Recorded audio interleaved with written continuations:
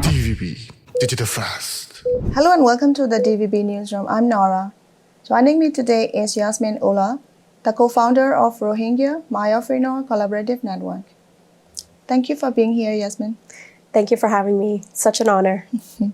August 25th has been marked as Rohingya Genocide Remembrance Day ever since the brutal military crackdown 8 years ago against the Rohingya civilian. Can you share how you and your family survived and escaped state-sponsored violence in Myanmar? Well, that's a long story, but I think the only reason why I survived in the 90s, that's when I left from Myanmar, from Arakan to Thailand, to the northern part of Thailand. That was by the sheer bravery and courage of my mom, who decided that that was not the reality that I should live through, even though she's had to go through it herself as a teenager. It was not just the violence itself that was brutal, but it was the reality and the impacts of the genocidal campaigns that also linger. For example, the silencing of women, the receding participation that women would have in terms of access to the society and being visible in the public, because women's body were seen as a battleground by both the junta and by the men in our community, unfortunately, because sometimes, because of these safety issues, because rape has been used and weaponized as a weapon of violence and genocide, women's body then are kept hidden for the safety of the community. But that is not the way that the solution should be, pushed forward. We know how it ended. Now we barely have any leadership of Rohingya women when we should have more women at the forefront. Mm-hmm. How did your family cope emotionally through that time? I don't think we coped at all.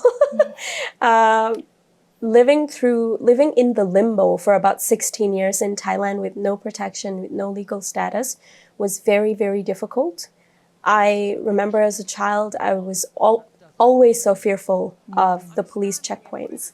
I think that is something that is so common now, especially with a lot of Burmese diaspora existing in Thailand. At that time, it was such a taboo to be called Burmese or Bama, because, as soon as someone say those words in school, I get really spooked because, I'm scared that the immigration will come and pick me up or, deport me, because that means death sentence, literally, because we've escaped from Arakan, and there's no escape from, being constantly sentenced to like 2 years jail or more as a Rohingya, just because of the identity that we carry. Last year, I interviewed Nur Aziza, the co-founder of Rohingya Maiyafuinor Collaborative Network. How did you two meet and begin working together on Rohingya women and children's issues? Yeah, it was a very curious story. As I mentioned, there are very, very few women in this space. We met because we were working on something during COVID time. I was so fed up with the leadership in the Rohingya community because I don't see enough diversity. I don't see enough women. I don't see enough. I mean, there are enough women out here, but I don't see enough women being able to say what they want because of this policing and silencing from all sides, not just from within the community. And I was so fed up that I was like, I'm not the only one that the international community can work with. I'd rather have so many women injecting their opinions and experiences into, the international fora in order for them to get the real diverse voices, because we are not monolithic as a people. We're so diverse and vibrant as a people, just like any other group of people. And so we met through me coordinating this Rohingya Women webinar series, and that was the first of its, installment.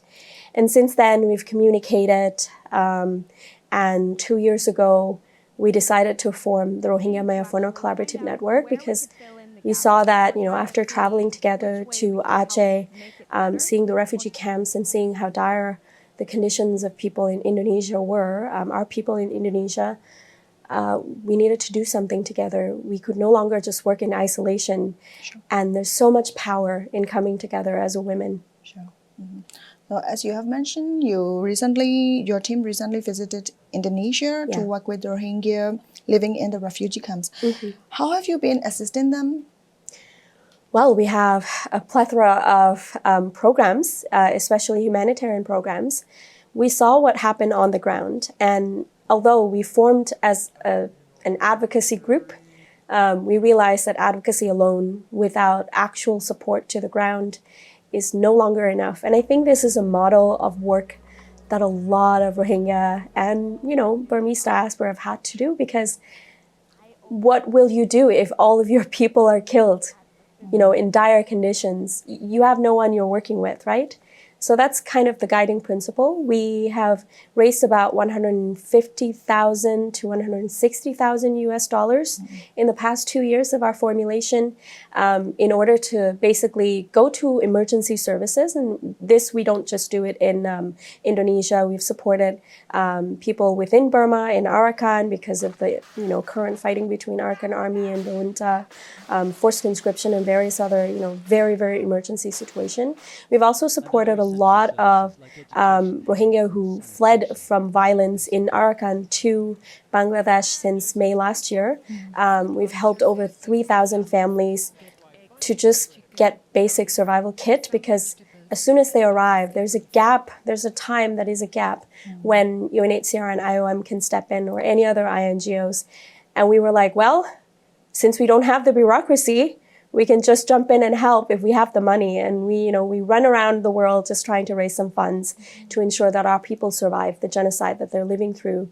On the other hand, when there is no emergency, we try our best to support the work of education and vocational training, especially to support women who are vulnerable, especially in the camps in Bangladesh and in Indonesia, to be able to get some kind of vocational training to become self-sufficient. So there are a few cohorts now of women in our Threats of Resilience program that have opened up shops and now are less reliant on aid, especially during aid cut. Another thing that we do, and I'll end it with this, we do gender-sensitive care. There were many, many, many cases of sexual and gender-based violence when women, arrive en masse through boat journey from Bangladesh, from Burma, Myanmar, to Indonesia, Thailand, Malaysia. And what we do is we step in when we can, and we try our very best to actually raise the funds elsewhere where we are currently in the West. And there were 6 women who were survivors of the capsized boat in April last year. And those 6 women were actually also survivors of sexual and gender-based violence on the boat, on board. They arrived in Aceh pregnant. And unfortunately, because of the Sharia law, we could not do anything to support their reproductive health in terms of abortion. But what we were able to do, we pushed for that. We supported them to get safe housing. We supported them to get natal care. They gave birth about 4 months ago. And to this day, we try our very best to support them. Mm-hmm.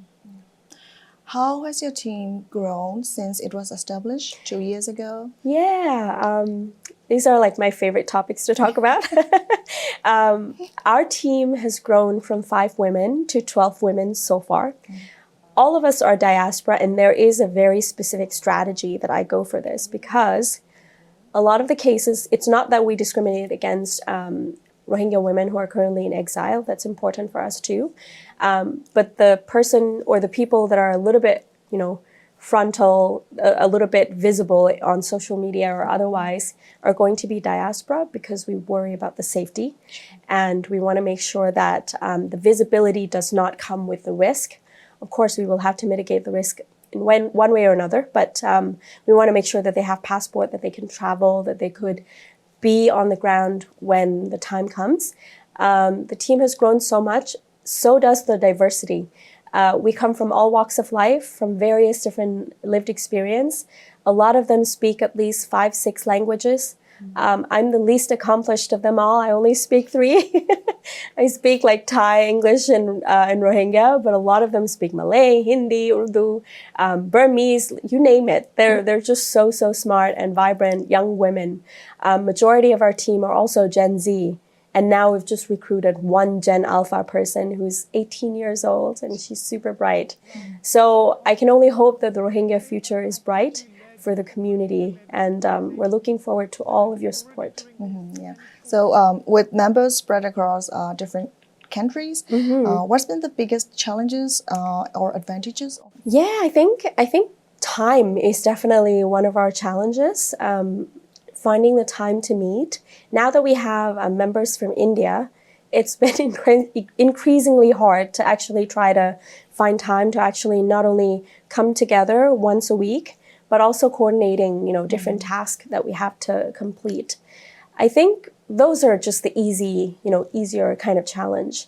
The nice things about us being together and, overcoming some of those challenges that we do go on a mission trip once or twice a year, depending on how much funding we have, which not a lot.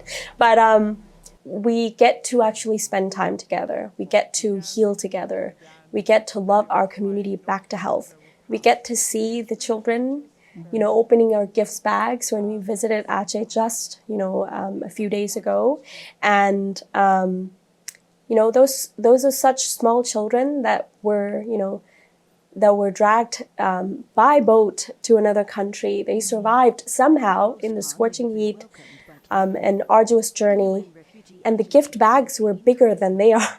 So they have to swim inside the gift bags just to look at all of these, different things that we bought, the stationery, the toys. And as soon as they see it, their eyes lit up like no other. And I just realized, wow, yeah, this was all worth it. However long I have to travel, 6 hours that we have to drive, we are still so privileged to be, safe now.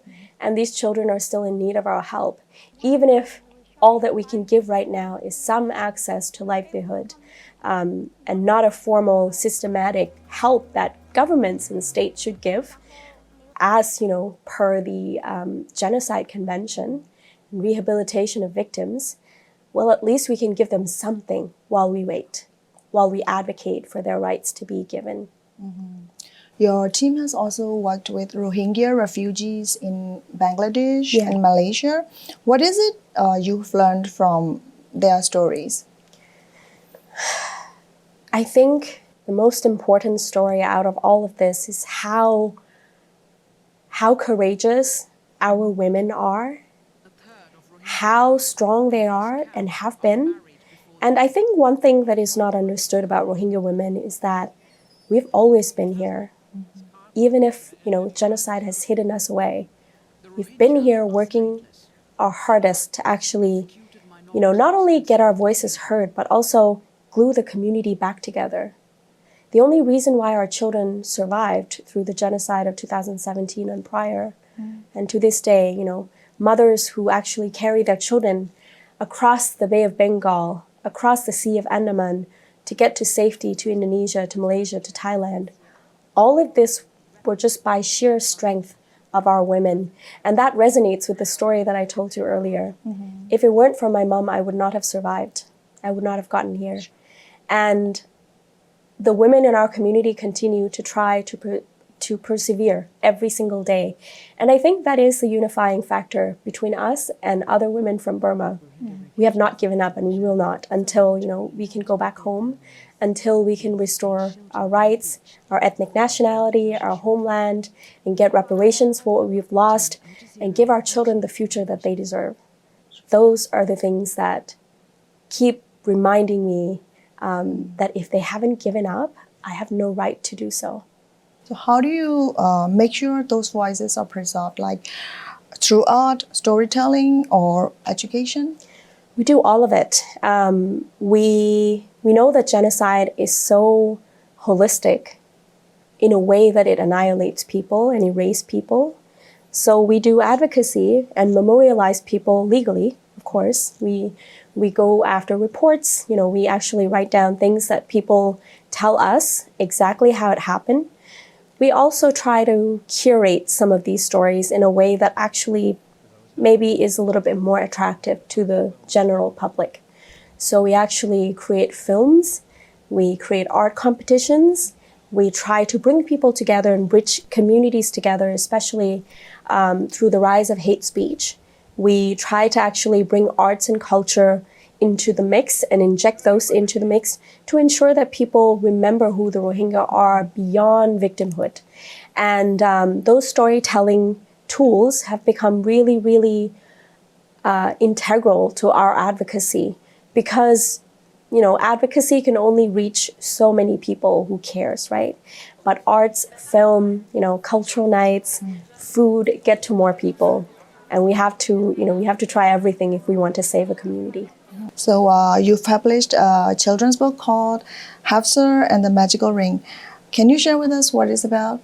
Yeah, so Hafsa and the Magical Ring is a journey of a young Rohingya girl who was displaced in 2017 from the genocidal violent campaign by the junta, and she now lives in the refugee camps in Cox's Bazar.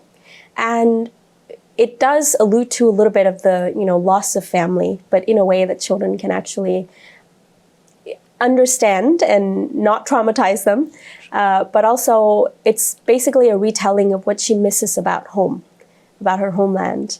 And there's a little bit of a mix of textile culture where we use biodegradable materials like screw pine grass, which is like in the pandan family, where we have abundance of those in Arakan. And people use them to weave mats or, kitchen tools and whatnot. And those weaving culture is often not preserved to just one individual families. When it's prepared, when it's woven, it's actually an engagement of an entire neighborhood. So one family needs a mat, an entire neighborhood come together to weave those for them. And stories are told, food is shared. And that becomes, I think, a way that we weave the community together through textile. And it also touches on a little bit of a folklore that calls, similar to the King Midas touch, but this is a magical ring that exists in a folklore of the Rohingya where it can grant wishes. And I'm not going to spoil it for you. You'll have to go and read it yourself. But it has, it has the happy ending that it could have with the reality that we're given. And so it's aimed to be slightly entertaining, but also educational for young children, because I think that is the gap that we have in terms of educating people. You can talk to a lot of adults, but we need to also, ensure that we educate young people, young children that are not quite ready for us to have a conversation about a genocide. But we can educate them about who Rohingya are. Sure. So speaking about culture, over the last 2 years, you have hosted the Rohingya Cultural Night in Chiang Mai. Why do you think it's important to highlight Rohingya culture, traditions, and its delicious food? Absolutely. I love that you said it's delicious food. I think that it is important that Rohingya culture is celebrated as much as we commemorate, the genocidal campaign and the victims that have been lost, the survivors that are still stuck in limbo. I think that there's also a celebration of life that needs to happen. We are not just the people adrift at sea. We're not just the people living in concentration camps. We're not just the people who are at the receiving end of violence. We are also a people with culture, with unique traditions, with food that is so delicious. We want everyone to get to try and share. We are a culture of generosity where we want to feed people. We want to see people do well in life. We want to take care of you. That's why, the weaving culture alone tells you a lot about who we are as a people. And so we want to just invite the public to be able to come and experience a little bit of that, a little bit of love from the Rohingya community. And perhaps that way we would be able to overturn some of these hatred that comes from the genocidal erasure. And by doing so, we're able to memorialize part of the history and part of our culture and unique traditions to remain, rather than continue to be erased by the junta and other bad actors. So what is your favorite dish? Ooh, that's a hard question. I love goru salon, which is beef curry And usually it's eaten with roti fida, which is like a round roti, but it's white. It's not, it's not those golden brown. It's similar to chapati, but it's not roasted in that same way as chapati. So it has a very like drier texture. I also love rice just with anything. I love morisura, which is like chili paste. And I love bayan batta, which is like basically potatoes with eggplants mixed together, and it's all spicy and very flavorful. Yeah. Have you shared it at Cultural Night? Yes, we actually shared it last year. Yeah. Those things have been shared. But roti fida is very complex to make, so we haven't been able to make it. But hopefully next time we come in town, we'll be able to do that. Yeah. Your team is quite active on social media, highlighting hate speech online and debunking misinformation being spread about the Rohingya. Why focus on this instead of ignoring it? Well, I think that what the junta wants is for us to ignore it, for us to not unpack some of those things. Because if the misinformation, disinformation, and hate speech keep popping up over and over again in different countries against Rohingya, in the exact same way that the junta has done. For example, justifying our genocide, dehumanizing us as cockroach, saying that we're too black, even though we're all the same shade from Burma. That is prolonging the effects of the genocide. In a lot of these countries that we've visited, especially in Southeast Asia, all of the states are involved in the Rohingya genocide and mass atrocities across Burma, Myanmar. And without people understanding where the root cause of this hate speech come from, we will never get to a point where we can actually hold perpetrators and their enablers accountable. And so without us combating against culture of hate, which leads to the culture of genocide, which justifies the violence against an innocent group of people and more, we would never be able to get to a point where we, have a reconciliation as a community, have a reckoning of what we've lost, and fight against fascism that's rising today. One thing that happens now, and this is one primary example, is Rohingya genocide and hate speech against Rohingya is often used as a way to gain political votes in this region. Indonesia and Indonesian politicians have used Rohingya as a boogeyman and vilify us as the national security threats. And this is true across Malaysia, Indonesia, and Thailand, the frontline countries that receive Rohingya. What happened, what ensues, is that the public is rallied against Rohingya, and some of them were paid by politicians and parties. After that, though, once the hate speech is used for a party to win, and they won, it is only a matter of time that democratic backsliding ensues. And I think we're seeing that right now playing out in Indonesia, where the police and government institutions are cracking down on the freedom of speech. Because hate speech is allowing and ushering in a new wave of fascism and nationalist movement. That has happened in Burma with ethno-nationalistic groups like Mabata and 969. We also saw it in Malaysia, where now more nationalist movement also means that there's also silencing of activists and democratic movements. We are seeing this rising everywhere. And Rohingya are in the middle of it and being used to pit against the freedom and the movements for democracy. And so I think there's a lot to explore. And the reason why we combat against hate speech in ways that is not just always serious too. We sometimes troll the troll. And that is a way to also raise awareness, because those videos do really, really well online. It helps us to poke fun at some of these terrible hate speech, because it shows people that, these things are not natural to human beings. It's not natural to our innate self. And one more thing is that the hate speech itself, I think when it comes to combating it, we must all realize why and who benefits from hate speech. Hate speech only allows for impunity to prosper. And in Burma, the Burmese military has always been targeting Rohingya because of our resources. And so did they, in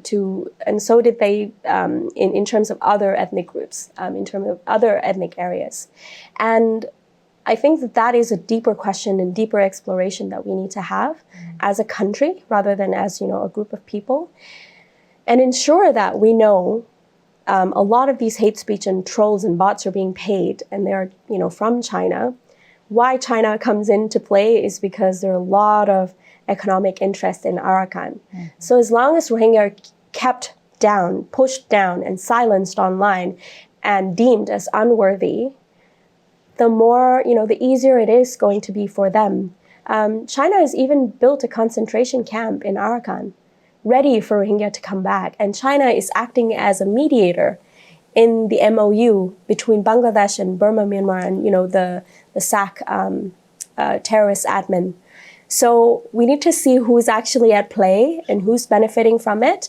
As long as China keeps the focus on the Rohingya, they actually get to, get to walk away from the Uyghur genocide, and no repercussion on that. So I think we need to understand that all struggles are interconnected in some way. Someone is getting paid for killing us, and someone is manufacturing this war for all of us to be kept down. Since the 2021 military coup in Myanmar, many inside the country have come to understand how genocide has been carried out against the Rohingya people. How do you educate and inform those who believe military propaganda? I think at first we would need to just have a conversation on a human level. A lot of times we try to bring people to our cultural night and more of a dialogue, informal dialogue through using film and art because it touches people's heart before it touches their brain. Sometimes we need to reach out to people reach out to people in that way. But when it comes to deep hatred, I don't think that we can overturn that without everyone around us helping us. And sometimes these poking fun at hatred online really helps show people how illogical hate is. And so often, we would troll the troll and other people jumps in and say, that is horrible and disgusting. And sometimes that is all that we need because collectively we need to condemn the kind of violence, hatred that we see. Without that, we will never be able to move on from it. Hate needs to be seen as uncool again. There were a time that, Nazism or, genocide was seen as something that is the worst that that humanity can offer. And I think we need to bring back those shame. And so we use a lot of shame and guilt to ensure that our advocacy message gets across. And it is definitely a collective effort. We cannot do it alone. So we definitely would love for our friends from Burma, Myanmar, and elsewhere to actually help us combat these hate narratives by pointing out how absurd it is. So as we wrap up, is there any message you would like to share with the people inside of Myanmar? This is a very, very hard question because I am speaking from a privileged position and having enjoyed safety for the past 14 years. I don't think I have the right to tell them anything apart from I'm here with you. I know that I'm far, far away, but I hope that you hold on to this hope that we can actually have our country back. We can rebuild it together. That's it. Thank you. Thank you so much for sharing your story with DVB, Yasmin. Thank you so much. Such an honor to be here.